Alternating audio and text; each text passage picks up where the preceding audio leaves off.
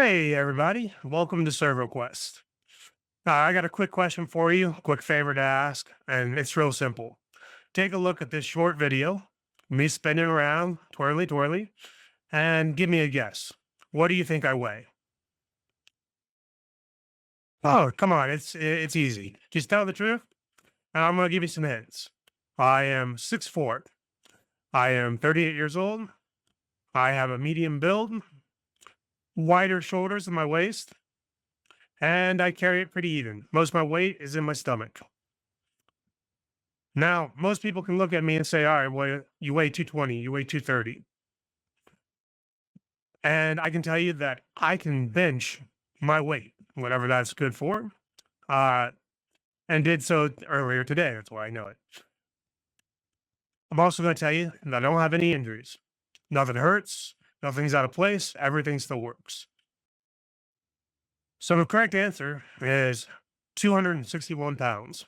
Well, there's 265 on the scale yesterday.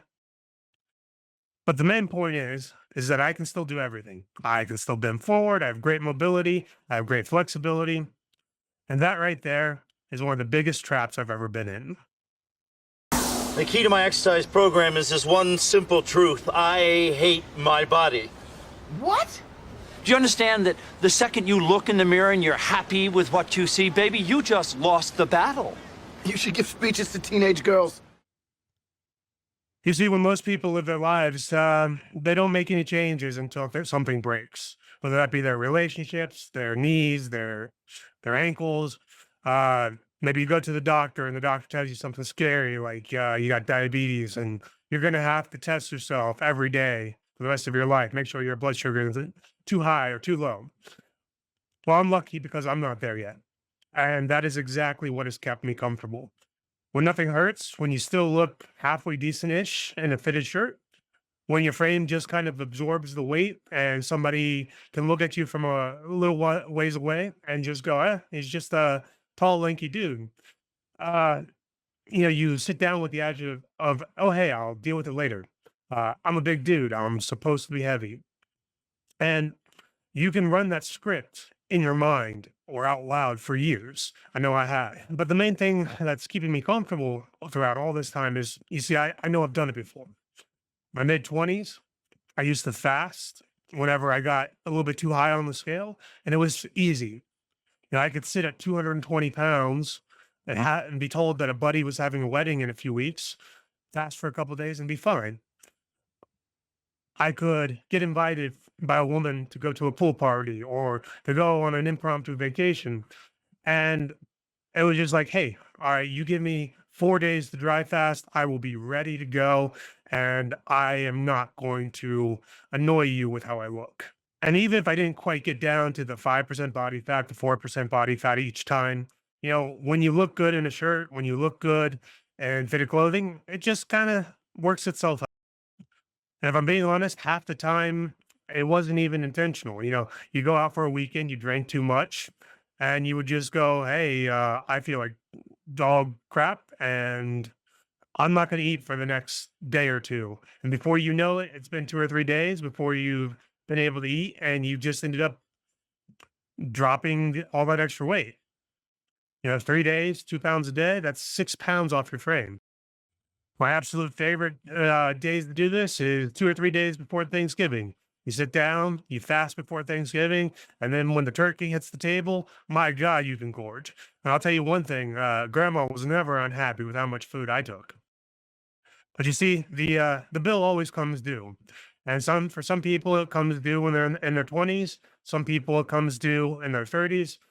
And as you get closer to 40, I'm only a couple of years out here, it's going to come due for me too. So I want to start taking care of this now. So what am I going to do? Well, I'm going to sit down. I'm going to cut out all the junk food. I'm going to write out my macros. I'm going to write out my calories. I'm going to choose which lean meats and which green vegetables are going to get me there the fastest. I'm going to lose a nice and responsible 2 pounds a week and be done in 30 weeks. Oh, heck no. Ain't nobody got time for that. So when I was younger, there was no fancy word for this. We just called it a water fast, and that was all she wrote. By now, the internet has refined it, and the snake diet came out. Cole Robinson kind of figured out the secret behind everything. And we're going to merge these 72-hour fasts with water, electrolytes, including potassium, chloride, sodium, baking soda, everything that keeps you balanced so you're not feeling like a zombie. Obvious disclaimer for those of you who are motivated by internet personalities who are easily swayed to do, stupid things on the internet. I'm not a doctor. I don't offer nutritional advice. Nothing. I have nothing to do with the medical field. I can't even promise that this is a healthy thing to do for me. I'm just documenting what happened. So there will be no meal prepping. There will be no meal planning. There will be no macro tracking. There will be no subscription apps to sign up for. The whole plan is to simply stop eating and let the body do what it evolved to do. That being burning stored fat reserves. I'll dig deeper into the science in a later video for those of you who just happen to not have Google. But for now, just know that I didn't find fasting at TikTok at 2 a.m. Is it an aggressive form of weight loss? Yes, it is. Does it have all kinds of mental challenges? Yes, it does. But I would rather be aggressive right now while everything's still working, while I can still adapt to the stress, than scramble later as the options narrow. Now, let me be straight about the numbers, because most day one videos don't do this. A lot of people, when they do some sort of weight loss video, they will gorge before they start the program so that their before pictures look extremely exaggerated. The scale said 261 this morning. Last night, for me, it's a 265. That's not real weight gain. That's not real weight loss. I have been eating like an idiot the whole past week. I've been having a lot of ramen. It's been below zero outside on most days. It's snowed here like crazy. And there's nothing better after you shovel your driveway for the third time than a hot meal. And then the Super Bowl was last night. And I can honestly tell you that I ate a whole lot of junk food. So typically, when you fast, it takes about 48 to 72 hours in order to drop your water weight. Around 36 to 48 hours, depending on how much bloating I'm feeling in my body, I will take my starting photos at that point. That will give a more consistent, more accurate result as I get finished. And I don't want you to be under the wrong impression. As much as I would love to just tell you, like, hey, I've been fasting for 3 days and I lost 15 pounds. Look at me, I'm the best in the world. I'm just not going to do it. It's disingenuous. The protocol that I typically follow is 24-hour fast. I break the fast with a small meal. I do 48, break the fast. I do 72, break the fast, and I add a day each time. That is probably what I'm going to have to do here, but I'm not planning on it in advance. If I can get 3 days right off the bat, then I'm going to take those 3 days right off the bat. I also don't know how many days I'm going to do this. I believe my body fat to be above 30%. I would say probably closer to 35, given my weight.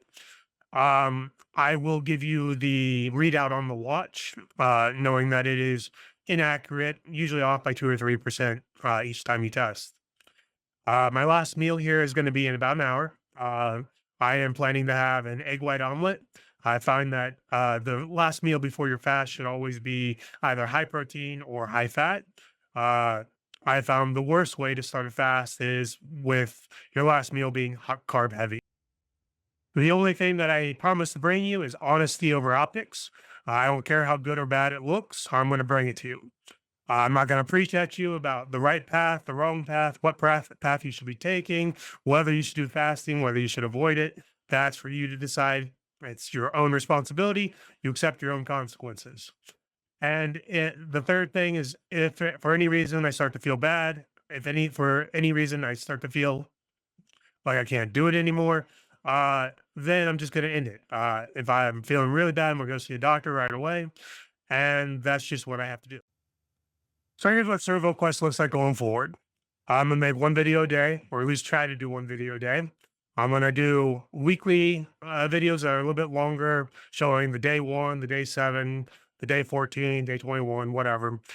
And then I will do a long video at the end of every month or so, just talking about the mental game, stuff that nobody talks about, the format. That's real simple. If you don't know, it goes the name Servo Quest. A servo is a motor that self corrects, takes feedback, and then adjusts. That's all this is.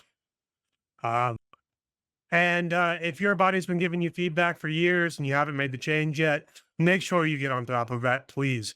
I don't want I don't care that I don't know you. I don't care that you live somewhere else. I don't want anything bad to happen to you. But part of that is you taking responsibility for yourself. So if you have hit rock bottom, if you have waited too long, make sure you reach out. Make sure you get help. Make sure you find the physical therapist. Make sure you find the health coach. Whatever you need, just make sure you self-actualize it. And like, subscribe, comment in the description. Let me know if you've ever fasted before. Let me know if you've ever had any real successful opportunity with weight loss. As you've gotten older, if you have any tips, if you're above 40, let me know. I'm sure they'll be useful for me. Take care.